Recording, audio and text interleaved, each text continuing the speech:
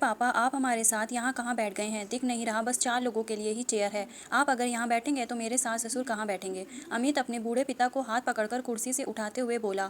थक कर श्याम बाबू बोले, बेटा तुमने ही कहा था कि आज तुम्हारी शादी की सालगिरह है, तो सब बाहर चलकर खाना खाएंगे। क्या तुम मुझे यहाँ मेरा अपमान करने के लिए लाए हो? अमित श्याम जी को आंखें दिखाकर दबी हुई आवाज में बोला, बंद कीजिए अपनी यह बकवास। वैसे भी खुद को जरा देखिए, आपकी औकात है क्या मेरे सास ससुर के सामने बैठने की? आप कहाँ गंवार, अनपढ़ और वह लिखे पढ़े हैं, रईस घर के हैं। आप साथ में बैठेंगे तो वह ठीक से खाना भी नहीं खा पाएंगे। उनके यहाँ तो आपके जैसे नौकर भी नहीं रहते हैं। आप यह पकड़िए अपने पोते को, और जब तक हम खाना नहीं खा लेते इसे संभालिए। श्याम बाबू बोले, तुम मुझे अपनी बेटी की आया बनाकर लाए हो यहाँ? अमित फूटिल मुस्कान के साथ बोला, तो आपको क्या लगा था कि मैं आपको यहाँ पार्टी देने के लिए लाया था? शक्ल देखी है अपनी? श्याम बाबू बोले, बेटा तुम तो जानते हो मैं सुबह से कुछ नहीं खाया, अब और भूख बर्दाश्त नहीं हो रही। तुम मुझे यहीं कुछ ला कर दे दो तो मैं यहीं कुर्सी के पास बैठकर खा लूँगा। लेकिन अमित ने अपने पिता की एक नहीं सुनी और चुपचाप जाकर अपने सास ससुर और पत्नी के साथ बैठकर खाना खाने लगा। जिस पिता ने इतनी जिम्मेदारी दी उस बेटे का पेट भरने के लिए श्याम बाबू ने न जाने कितनी ही रातें भूखे पेट गुजार दी थी, आज उसी बेटे को अपने सास ससुर और अमीरी की चकाचौंध में अपने इस भूखे पिता की तड़प भी नहीं दिख रही। श्याम बाबू पोते को खिलाने लगे थे, लेकिन सुबह से कुछ न खाने के कारण अब उनसे भूख बर्दाश्त नहीं कर पा रही थी। बहू ने सुबह से कुछ बनाया ही नहीं था, ये कहकर कि बाबूजी आज आप होटल में ही लजीज खाना खाएंगे। श्याम बाबू वहां मौजूद खाना खाते हुए सभी लोगों को बस एकटक उम्मीद भरी नजरों से देख रहे थे।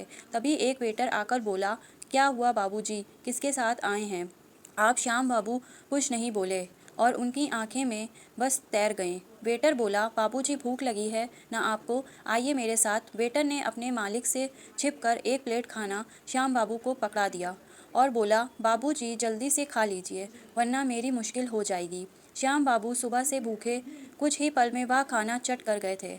अब जाकर उनकी आत्मा को तृप्ति मिली थी कि तभी होटल का मालिक उनकी गिरेबान पकड़कर बोला, बूढ़े शर्म नहीं आती चोरी करते हुए? श्याम बाबू हाथ जोड़कर बोले, बेटा माफ़ कर दो, बड़ी भूख लगी थी।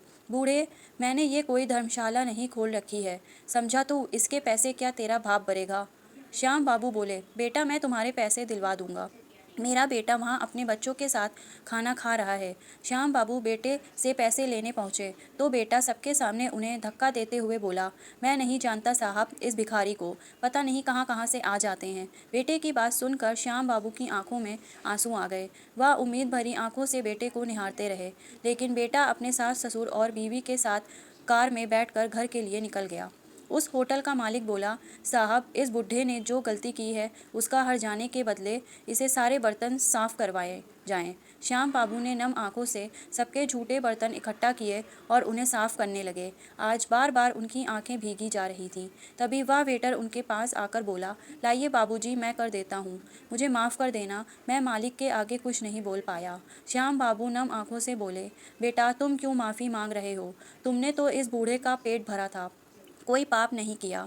श्याम बाबू ने उस वेटर को एक तरफ हटाया और सारे बर्तन साफ किया। बाबूजी अब आप घर जाइए, मैं मालिक को बोल दूंगा। श्याम बाबू उस वेटर के सर पर हाथ रखकर बोले, भगवान करे तुम इतने बड़े आदमी बनो कि पूरे शहर में अपना नाम रोशन करो। इतना कहकर वह नम आंखों से घर की तरफ चल दिए। श्याम बाबू की हालत देखकर उस वेटर की भी आंखों में आंसू आ गए थे। वह घर पहुंचे तो बेटे ने दरवाजे पर कदम रखने से ही मना कर दिया और दूर से ही बोला, खबरदार बाबूजी, अगर आपने इस घर में अब कदम रखा तो। अंजलि बोली, शर्म नहीं आई इस बूढ़े को? पूरे होटल में हमारा अपमान करते हुए सब लोग कैसे हमें खा जाने वाली नज़रों से देख रहे थे। अब इस घर में आपकी कोई जगह नहीं। श्याम बाबू हाथ जोड़कर बोले, पर बेटा मैं कहाँ जाऊँगा? मुझे घर के एक कोने में ही जगह दे दो, वहीं पड़ा रहूँगा। आखिर मेरी ज़िंदगी अब बची ही कितनी है।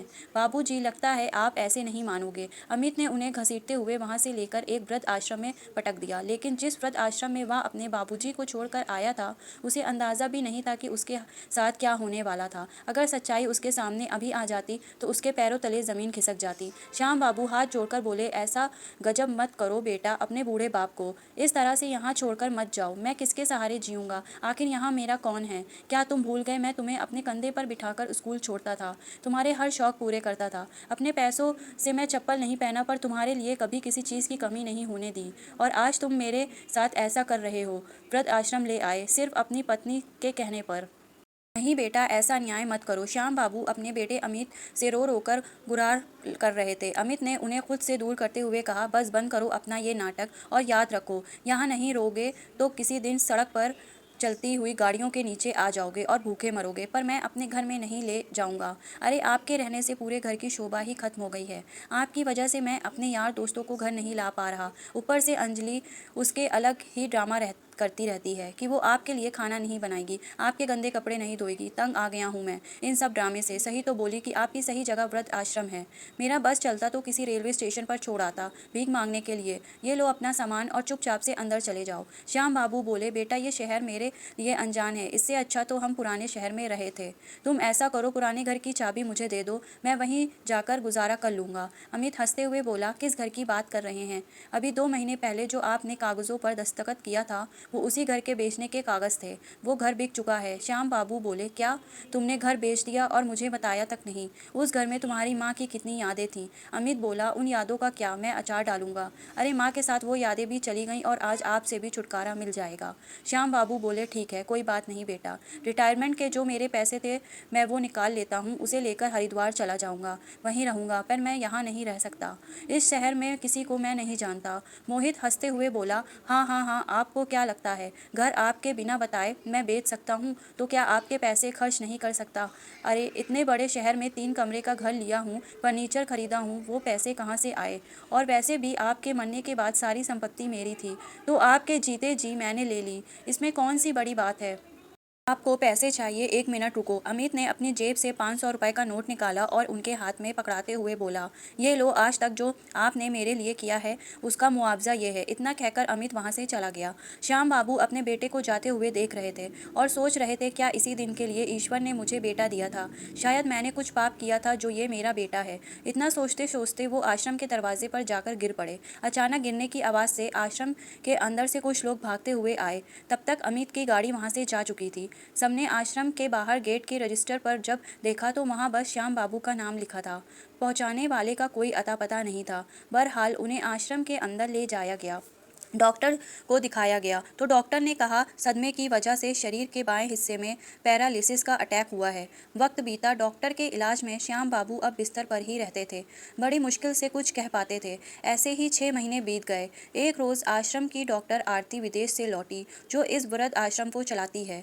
उसके आते ही आश्रम की रिसेप्शनिस्ट ने कहा, मैडम आप छुट्टी पर थीं। इस बीच में कोई आदमी अपने बूढ़े पिता को यहाँ छोड़ गया। उनकी हालत बहुत ख़राब थी और आज तक उन्हें देखने के लिए यहाँ उनका हाल चाल पूछने के लिए भी कोई नहीं आया। परेशानी ये है कि बूढ़े बाबा कुछ बताते नहीं हैं। अब क्या करें? इतने दिन बिना किसी परिचय के कैसे किसी को यहाँ रख सकते हैं? कोई तो उनकी गारंटी लेने वाला। आरती बोली, क्या बूढ़े पिता को कोई यहाँ रात में छोड़ गया और खोज खबर भी लेने नहीं आया? कैसे निर्दय बच्चे होंगे जो अपने पिता को रात के अंधेरे में छोड़ गए।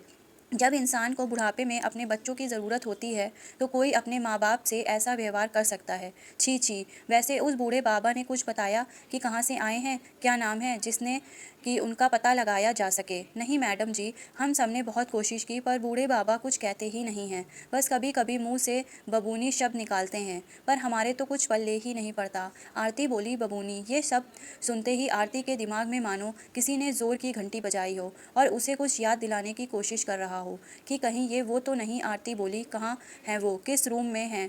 कहाँ रखा गया है? जल्दी से मुझे ले चलो। आरती भागती हुई गैलरी में इधर उधर उन्हें ढूंढने लगी और जब वो बेड के पास पहुंची तो सूखी लकड़ी में कपड़े से लिपटे हुए श्याम बाबू जी पर जब उसकी नज़र पड़ी तो उसका हृदय तेजी से धड़कने लगा और उनके मुंह से निकला, हाँ ये तो वही है, पर इतनी जर्जर और बुरी हालत में। इन्हें कुछ खाने को दिया है कि नहीं? इन्हें मूंग की दाल बहुत पसंद है, जल्दी से मूंग की दाल में गर्म रोटी भिगोकर मसल कर ले आओ। और ये क्या, अभी तक ग्लूकोज भी नहीं चढ़ाया? ग्लूकोज चढ़ाओ ताकि थोड़ी ताकत मिले। फिर आरती उन्हें अपने हाथों से चम्मच से खिलाने लगी। उसकी आंखों में आंसू तैर गए और याद करने लगी कि वो दिन जब वो दूसरे शहर के अनाथ आश्रम में रहती थी और उसी के बगल में एक छोटा सा स्कूल था और वही बगल के घर में श्याम बाबू अपनी पत्नी के मरणोपरांत अपने बेटे के साथ रहते थे। बेचारे किसी तरह अपने हाथों को जलाकर खाना बनाते और अमित का पेट भरते और उसी स्कूल में चपरासी की नौकरी करते। एक रोज़ जब वो अमित को लेकर जा रहे थे, ये सामने बुढ़िया के बाल बेचने वाला खड़ा था। अमित उसे लेने की जिद कर रहा था और वहीं आरती आश्रम की गेट पर अकेली खड़ी ललचाई नज़रों से बुढ़िया के बाल देख रही थी। श्याम बाबू को उस पर दया आई। उन्होंने 2 खरीदा और एक मोहित को दिया और दूसरा आरती को पकड़ाया। ले बबूनी, तू भी खा ले।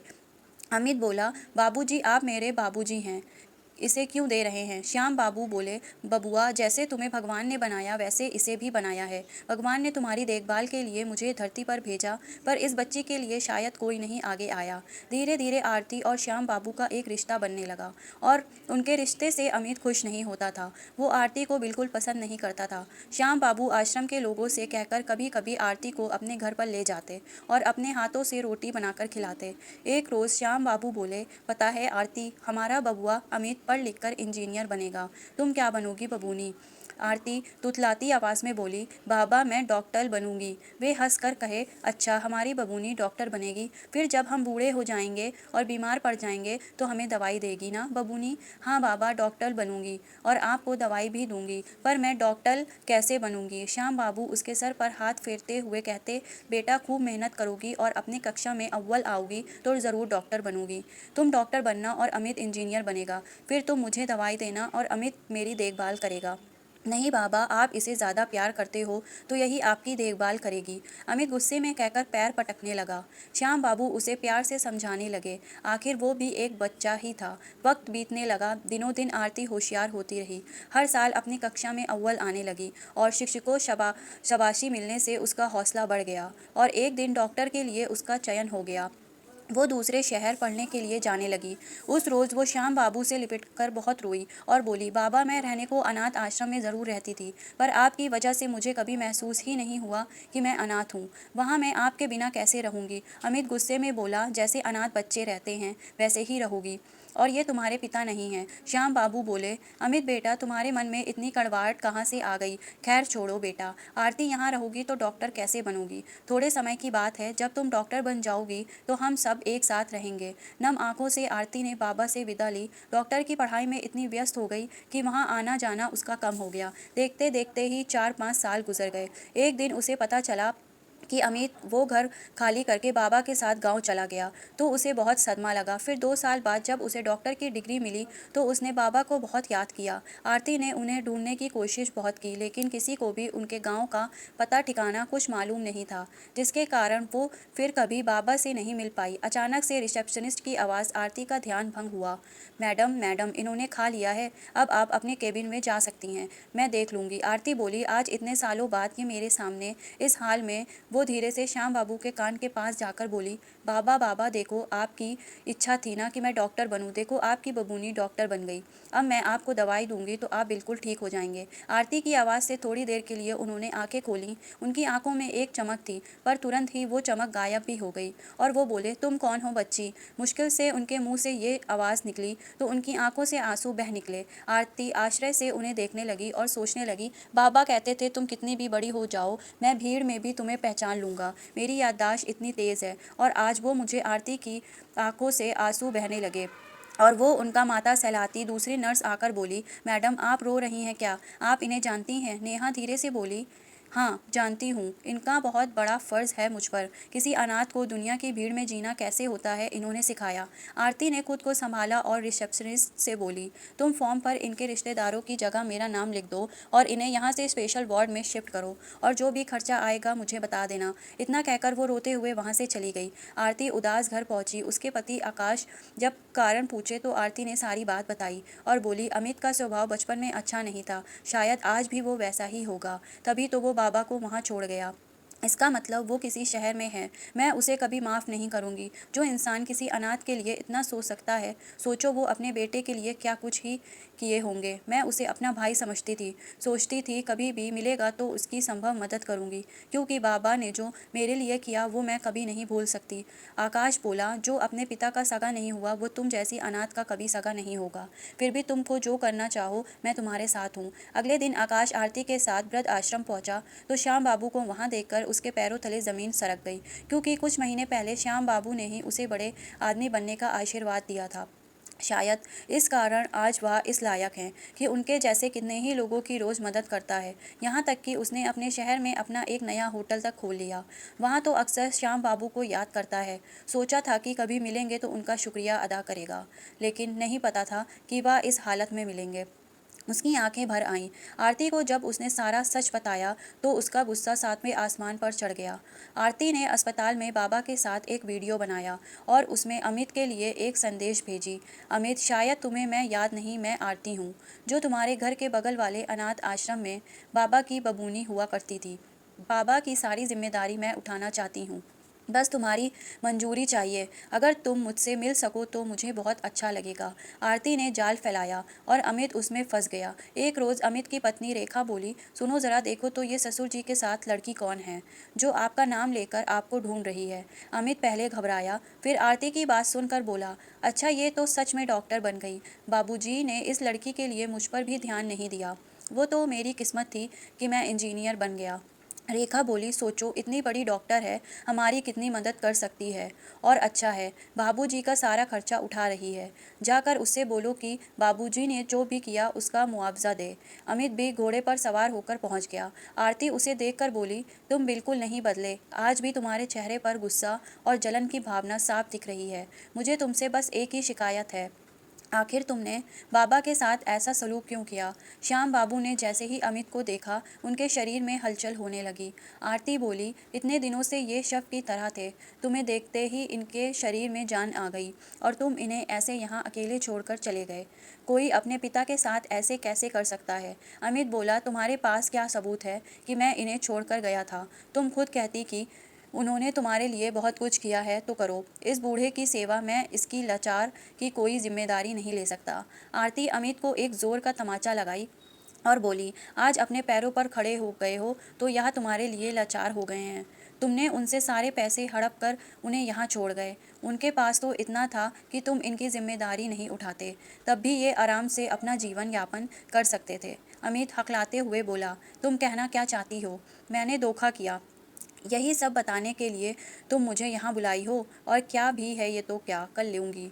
तभी आकाश आया और बोला, भाई साहब, हम तो कुछ नहीं करेंगे, परंतु पुलिस वाले और संस्था वाले आपके साथ कर सकते हैं। अमित ने कहा, मेरे बाप की नेकी के बदले तुमने ये किया। आरती बोली, मैं यहाँ बाबा जी की जिम्मेदारी लेने के लिए नहीं बुलाई थी, बस ये बताने के लिए बुलाई थी कि आज तुमने अपने पिता के साथ गलत किया है, कल तुम्हारा बेटा भी तुम्हारे साथ करेगा, क्योंकि वो क्या सारी दुनिया तुम्हें देख रही है। अमित ने पीछे घूमकर देखा तो मीडिया वाले अमित को लाइव वीडियो टीवी पर दिखा रहे थे। अमित ने झट से अपना चेहरा छुपा लिया। आरती बोली, आखिर बच्चे ऐसा कर्म ही क्यों करते हैं कि उन्हें दुनिया के सामने चेहरा और अपना नाम छुपाने की ज़रूरत पड़े।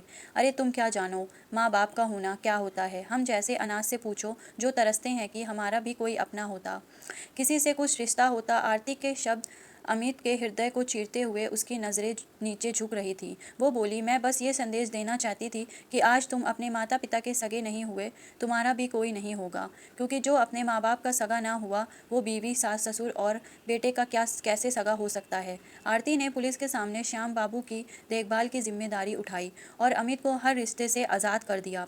पिता के साथ धोखाधड़ी करने के कारण पुलिस अमित को उठाकर ले गई। करीब 6 महीने बाद जब अमित घर लौटकर आया तो हफ्तों तक सो नहीं पाया।